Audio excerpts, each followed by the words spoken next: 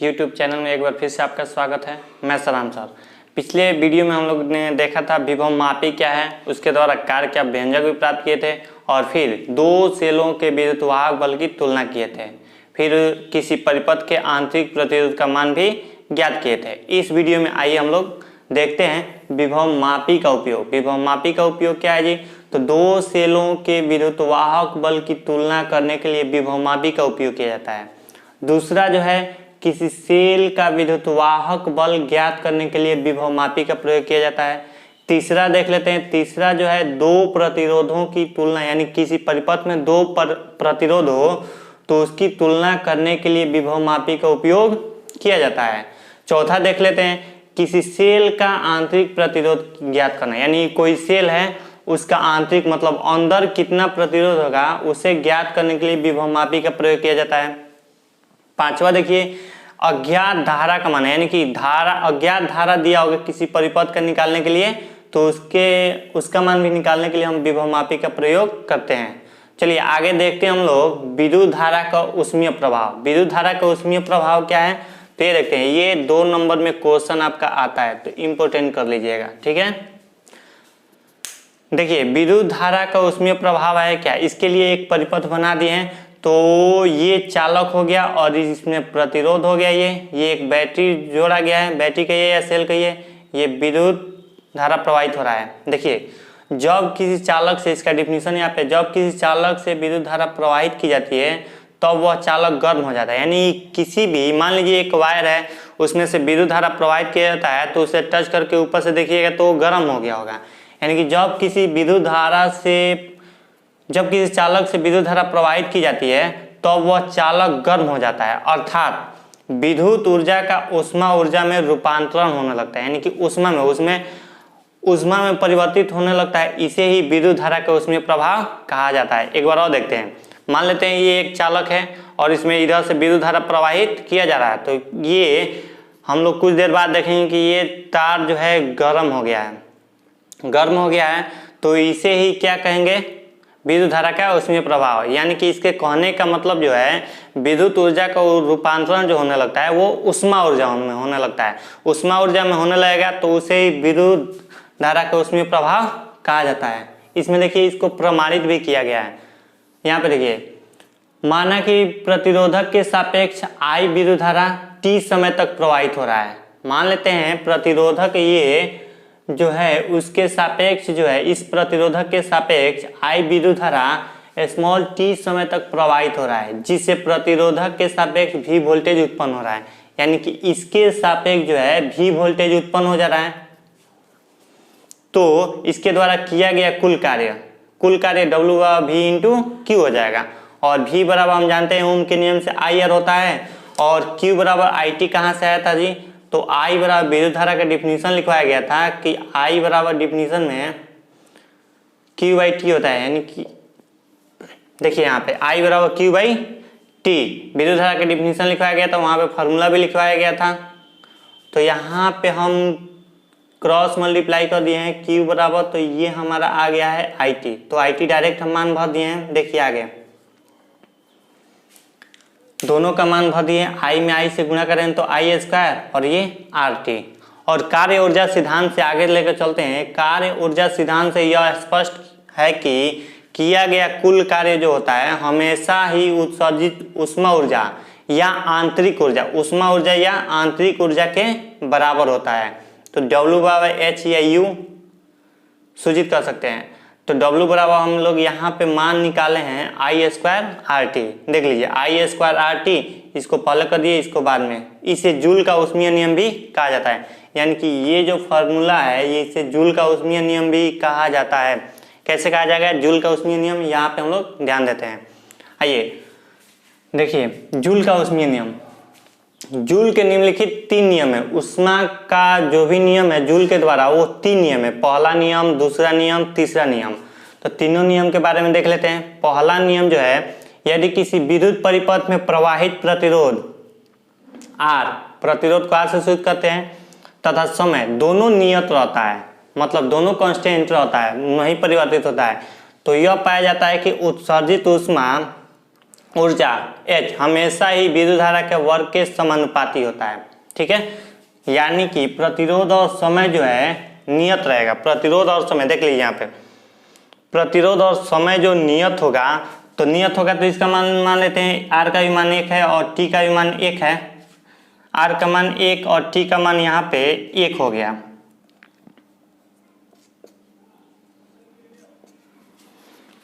T का मान 1 हो गया तो भरेंगे तो केवल I स्क्वायर बचेगा, यानी कि H समानुपाती I स्क्वायर। दोनों का नियत है। इसके जगह पे अगर K भी मान लेते हैं, अगर K कोई नियत मान लेते हैं, ध्यान दीजिएगा यहाँ पे H बराबर K I स्क्वायर K ले लेते हैं, I square K constant K मतलब कांस्टेंट, तो ये समानुपाती हो जाएगा H समानुपाती I स्क्वायर। तो यही पहला हमारा कह रहा था।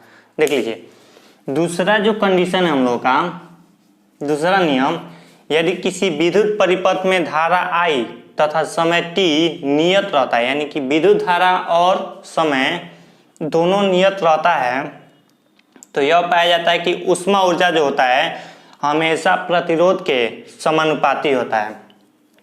प्रतिरोध के यहाँ पे समानुपाती हो गया। कहने का मतलब कि I स्क्वायर T जो है नियत रहे, यानी कि इसका मान K रहे तो H बराबर K इंटू R होगा, और इसको हटा देंगे तो ये समानुपाती में बदल जाएगा, H समानुपाती R। तो यहाँ पे आ गया, ये दूसरा नियम भी हो गया। तीसरा नियम हम लोग देख लेते हैं। तीसरा नियम क्या कहता है, यदि धारा I तथा प्रतिरोध R नियत है, यानी कि धारा और प्रतिरोध दोनों अब नियत है, तो ऊष्मा ऊर्जा जो होता है हमेशा समय के समानुपाती होता है। यानी कि इसका मान अगर K मान लेते हैं तो ये T हो जाएगा, सेम ऐसे ही आएगा, तो T समानुपाती। तो इस तरह हम लोग देख लिए जूल के ऊष्मीय नियम, यानी कि जूल का ऊष्मीय नियम तीनों हो गया। पहला नियम, यदि किसी विद्युत परिपथ में प्रवाहित प्रतिरोध R तथा समय T नियत रहता है, तो यह पाया जाता है कि उत्सर्जित ऊष्मा जो होता है वो विद्युत धारा के वर्ग के समानुपाती होता है। विद्युत धारा के वर्ग के समानुपाती हो गया यहाँ पे। दूसरा नियम कहता है, यदि किसी विद्युत परिपथ में धारा तथा समय नियत रहता है तो उत्सर्जित ऊष्मा ऊर्जा जो होगा वो प्रतिरोध के समानुपाती हो गया। यहाँ पे देख लीजिए प्रतिरोध का समानुपाती हो गया। तीसरा नियम कहता है, यदि धारा I तथा प्रतिरोध R नियत होता है तो उत्सर्जित ऊष्मा ऊर्जा हमेशा समय के समानुपाती होता है। यहाँ पे तीसरा नियम का संकेत हो गया। इस तरह से हम लोग का जूल का ऊष्मीय नियम तीनों देख लिए। आगे देखते हैं उपभुक्त शक्ति। उपभुक्त शक्ति क्या है, तो किसी बैटरी के द्वारा कार्य की दर को उपभुक्त शक्ति कहा जाता है। यानी कोई बैटरी जितना देर कार्य करता है, यानी कि जितना अपना लॉस करता है, उससे ही उपभुक्त शक्ति कहा जाता है। तो देखिए यहाँ पे ले लेते हैं, किसी बैटरी का विद्युत वाहक बल V तथा प्रवाहित आवेश Q है, तो यानी किसी मान लेते हैं कोई बैटरी है, मान लेती है यही कोई बैटरी है और इसका विद्युत वाहक बल V मान लेते हैं और इसमें आवेश प्रवाहित होगा तो उसे Q मान लेते हैं। तो बैटरी द्वारा किया गया W बराबर होगा QV। ठीक है, अब देखिए यहाँ पे वोल्टेज जो है E माने हैं, चित्र में E माने हैं, तो V बराबर E यहाँ पे भर दिए हैं। Differentiate with respect to T, यानी कि T के सापेक्ष अवकलन करने पर, यहाँ पे देखिए T के सापेक्ष कर रहे हैं, अवकलन में हमेशा D आ जाता है, तो dW/dt इक्वल E कांस्टेंट है तो इसको बाहर कर लेते हैं, तो dQ/dt। अब एक चीज जानते हैं, इसका जो होता है P बराबर ये देखिए इसका फॉर्मूला हो जाएगा P, यानी कि शक्ति हो जाएगा। I बराबर एक और लिखवाए थे dQ/dt फार्मूला। ठीक है, तो I बराबर dQ/dt यहाँ पे भर दिए और ये हमारा हो गया उपभोग शक्ति का व्यंजक। इसी फार्मूला पे निकालेंगे। अब देखिए शक्ति कहिए या उपभोग शक्ति या फिर विद्युत शक्ति, तीनों का मात्रक जो होता है वाट होता है और इसे कैपिटल W द्वारा सूचित करते हैं। चलिए इसके अब आगे देखते हैं हम लोग आगे क्या होता है। आइए अब हम लोग आगे देखते हैं शक्ति अपव्यय या विद्युत शक्ति के बारे में। इसके बारे में देख लेते हैं। तो शक्ति अपव्यय या विद्युत शक्ति, इसका फिगर यहाँ पे बना दिया गया है। ये एक परिपथ है जिसका प्रतिरोध R है, इससे I विद्युत धारा प्रवाहित हो रहा है और इसमें V वोल्टेज है। तो शक्ति अपव्यय या विद्युत शक्ति क्या है, इसका डिफिनीशन देखते हैं। किसी प्रतिरोधक के सापेक्ष उत्पन्न ऊष्मा ऊर्जा, किसी प्रतिरोधक के सापेक्ष उत्पन्न ऊष्मा ऊर्जा तथा समय के अनुपात को शक्ति अपव्यय या विद्युत शक्ति कहा जाता है। तो देख लिए हम लोग, विद्युत शक्ति या शक्ति अपव्यय किसे कहते हैं, किसी प्रतिरोधक के सापेक्ष, किसी प्रतिरोधक के सापेक्ष उत्पन्न ऊष्मा ऊर्जा, यानी कि जितना ऊष्मा ऊर्जा उत्पन्न होगा और उत्पन्न ऊष्मा ऊर्जा में लगे समय, उतना समय लगेगा, उसी के अनुपात को शक्ति अपव्यय कहा जाता है। यहाँ पे लिख दिए शक्ति अपव्यय पी या पीडी द्वारा सूचित करते हैं। डी क्या होगा, डिसिपेटेड हो जाएगा, इसीलिए पीडी लिख दिए हैं। देखिए उत्पन्न ऊष्मा ऊर्जा यहाँ पे U हो गया और समय T हो गया, यानी कि U बराबर अभी फॉर्मूला पीछे सिद्ध किए हैं, U या H I square RT by T, T से T कर गया, PD equal I square by I square into R हो गया। समीकरण हो गया हमारा 1। अब चलते हैं ओम के नियम से। ओम के नियम क्या कहता है जी, नियत ताप पर किस चालक तार से प्रवाहित होने वाली विद्युत धारा उसके सिरों के बीच विभवांतर के समानुपाती होता है। तो देखिए यहाँ पे ओम का नियम हम लगा दिए V बराबर आई आर, चूंकि आई आर यहाँ पे I स्क्वायर R दिया है, तो I का मान यहाँ से हम निकालते हैं, तो R प्रतिरोध है तो नीचे आ जाएगा, नीचे भेज दिए। लेकर चल रहे हैं समीकरण 1 से, समीकरण 1 से लेकर चल रहे हैं, तो देखिए PD equal I square R हो गया, भर दिए। I का मान V बाई आर लिखे हैं, तो I के जगह पे V बाई आर भर दिए, इसका वर्ग हो गया।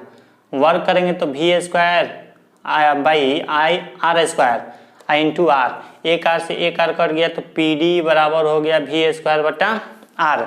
आगे देखिए, या फिर इसको ऐसे भी कर सकते हैं, I स्क्वायर आर को हम क्या कर सकते हैं जी, आई आर इंटू आई लिख सकते हैं, यानी कि ये ओम के नियम में V हो जाएगा। यहाँ पे देखिए आई आर इक्वल V है, तो यहाँ पे आई आर के जगह पे V भर देंगे, यहाँ पे आई, PD इक्वल V आई।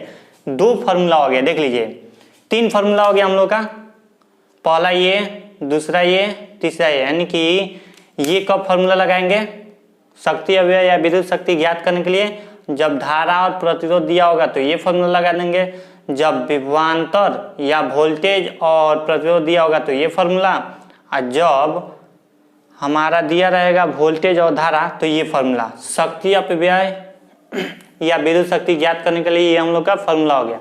नेक्स्ट चलते हैं महत्तम शक्ति प्रमेय। आखिर महत्तम शक्ति प्रमेय है क्या, नहीं जी, तो महत्तम शक्ति प्रमेय को दिखाने के लिए सबसे पहले यहाँ पे एक परिपथ बनाया गया है, जिससे एक बैटरी जोड़ा गया है, जिसका विद्युत वाहक बल E है, इससे I विद्युत धारा प्रवाहित हो रहा है, और इसके बाह्य परिपथ में एक R प्रतिरोध है यहाँ पे, और ये बैटरी का आंतरिक प्रतिरोध है स्मॉल r। यहाँ पे देख लेते हैं डिफिनीशन। किसी बैटरी द्वारा बाह्य परिपथ में उपलब्ध शक्ति को महत्तम होने के लिए, किसी बैटरी द्वारा बाह्य परिपथ में उपलब्ध शक्ति को महत्तम होने के लिए बैटरी का आंतरिक प्रतिरोध परिपथ में लगे प्रतिरोध के बराबर होना चाहिए। परिपथ में, यानी कि कैपिटल R का मान जो होगा स्मॉल r के मान के बराबर होगा, तो उसे ही महत्तम शक्ति प्रमेय कहा जाता है। इस शर्त को महत्तम शक्ति प्रमेय कहा जाता है। समझ में आ गया। आगे देखते हैं। माना कि ई विद्युत वाहक बल तथा स्मॉल r आंतरिक प्रतिरोध के एक बैटरी से बाह्य प्रतिरोध R से कैपिटल I विद्युत धारा प्रवाहित हो रहा है। अब देखिए, तो हम लोग लेकर चलते हैं लूप का नियम। लूप का नियम क्या कहता है जी, किरचॉफ का नियम 2 नियम पढ़ाया था। देखिए, लूप का नियम ये कहता है कि किसी बंद परिपथ में कुल वोल्टेज का योगफल जो होता है 0 होता है। ये एक बंद परिपथ हो गया पूरी तरह, इसका कुल वोल्टेज जो होगा उसका योगफल जो होगा हमेशा 0 होगा। तो देखिए, इस पे भी धारा प्रवाहित होगा, इस पे भी धारा, और ये सेल या बैटरी है, तो बैटरी है तो इसे तो ऋणात्मक लेते हैं। तो देख लीजिए यहाँ पे IR बाह्य प्रतिरोध में, फिर आंतरिक प्रतिरोध में भी धारा प्रवाहित हो रहा है, IR हो गया, और ये विद्युत बैटरी है, तो बैटरी है तो इसे ऋणात्मक में ले लिए बराबर 0। कुल वोल्टेज का योगफल हमारा 0 हो गया। इन दोनों में देखिए I मिला है, तो I कॉमन कर लिए तो बच जाएगा यहाँ पे R और यहाँ पे R, प्लस माइनस हो जाएगा माइनस। अब माइनस को इधर भेजिए तो plus I into R plus R हो गया इक्वल E। I का मान यहाँ से निकालिए तो ये गुणा में है तो भाग में आ गया। चलिए, अब चूंकि हमें निकालना है विद्युत शक्ति, विद्युत शक्ति देखिए निकालते हैं हमें, PD बराबर आई स्क्वायर आर। देखिए PD बराबर आई स्क्वायर आर यहाँ पे है, इसमें हम मान भर देते हैं।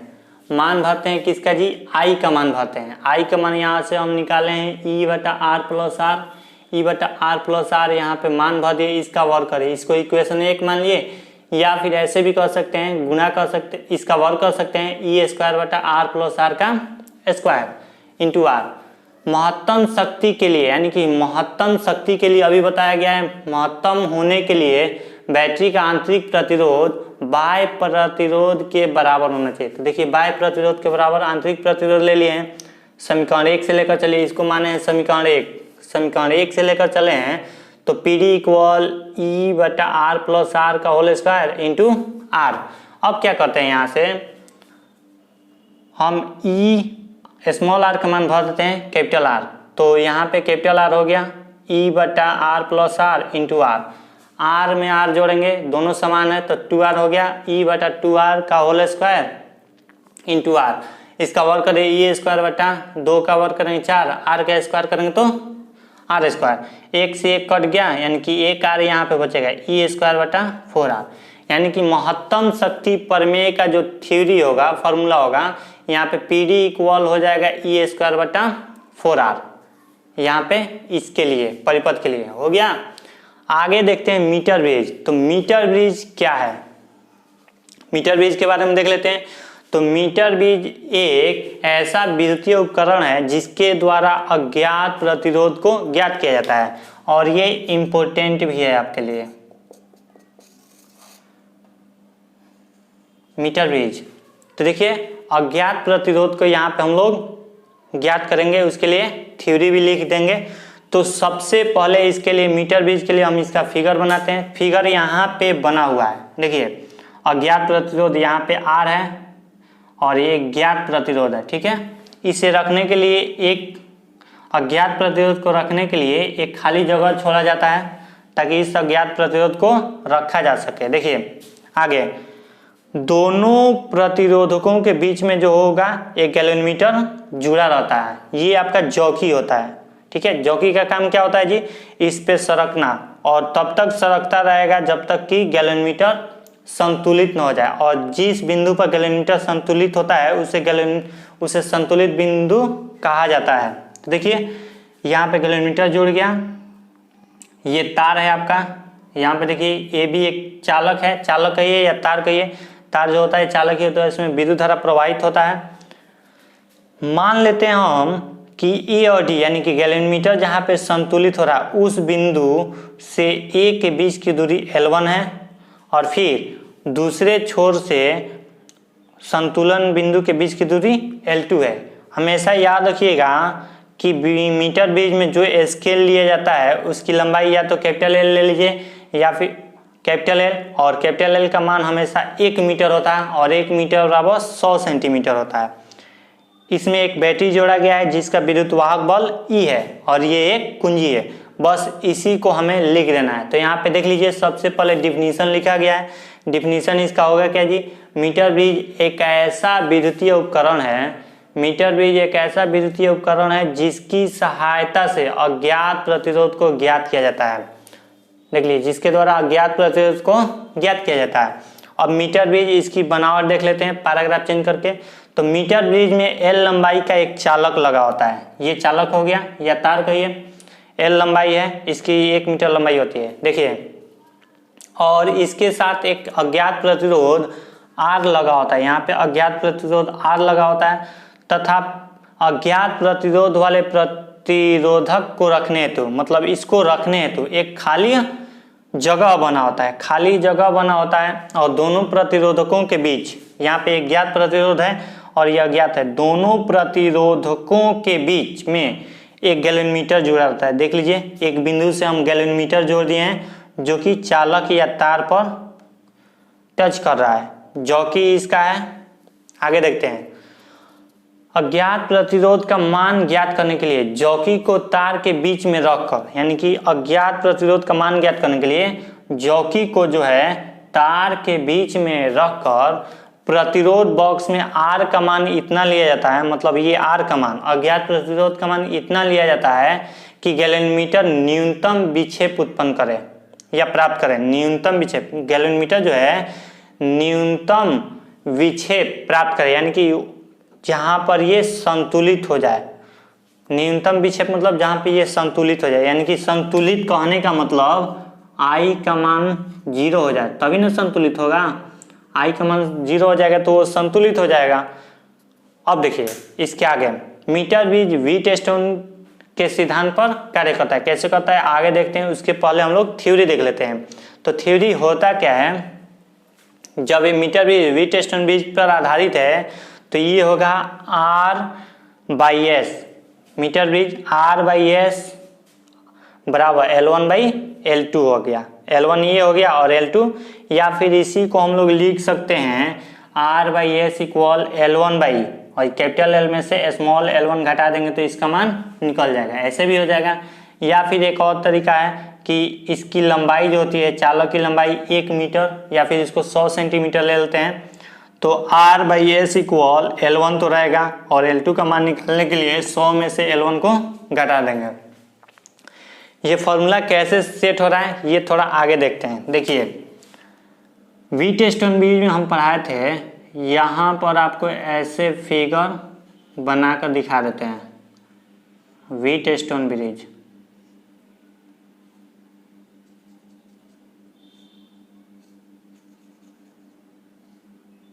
ये आपका वीटस्टोन ब्रिज है, बीच में आपका गैलोमीटर, इस फिगर में भी गैलोमीटर को जोड़ा गया है। यहाँ पे R1, R2, R3, R4 देख लीजिए, यहाँ पे भी बीच में गैलोमीटर जोड़ा गया है। देखिए इसके आगे क्या कहते हैं, तो संतुलित कब होगा जी, किस अवस्था में, जब R1/R2 इक्वल R3/R4 इस अवस्था में आता है तो ये संतुलित हो जाता है। तो इसमें भी देखिए वही कंडीशन है, R1, R2 देख लीजिए, यहाँ पे R/S ले लिए तो इसका हो जाएगा L1/L2, ठीक है। अगर ऐसे आपको दिक्कत हो रहा है कि ये R1/R2 ऐसे और गैलोमीटर तो बीच में जुड़ा है तो इतना बाई इतना होना चाहिए, तो इसको हम इस प्रकार भी लिख सकते हैं, R1/R3 इक्वल, ये 2 को वहाँ पे भेजिए, R2/R4। ये भी हमारा संतुलित वीटस्टोन ब्रिज के लिए शर्त है। देख लीजिए इसका भी मान R1 यानी कि R1/R3 आ गया, ये R1 मान लेते हैं, R2 मान लेते हैं, R3 हो गया, R4 हो गया, और ये गैलोमीटर हो गया। गैलोमीटर बीच में जुड़ गया, बीच में जुड़ गया तो अब देख लीजिए R1/R3 को ले लिए हैं बराबर R2/R4, यानी कि गैलोमीटर जो है यहाँ पे संतुलित है, यानी कि I का मान 0 हो गया, संतुलित हो गया तो 0 हो गया, यानी कि गैलोमीटर को हटा देंगे तो मीटर ब्रिज जो हम देख रहे हैं वो वीटस्टोन ब्रिज के सिद्धांत पर कार्य कर रहा है। तो इस तरीका से हम लोग इस चैप्टर को आज समाप्त कर दिए हैं। तो अब नेक्स्ट चैप्टर जो हम लोग का रहेगा वो अगले वीडियो में देखते हैं।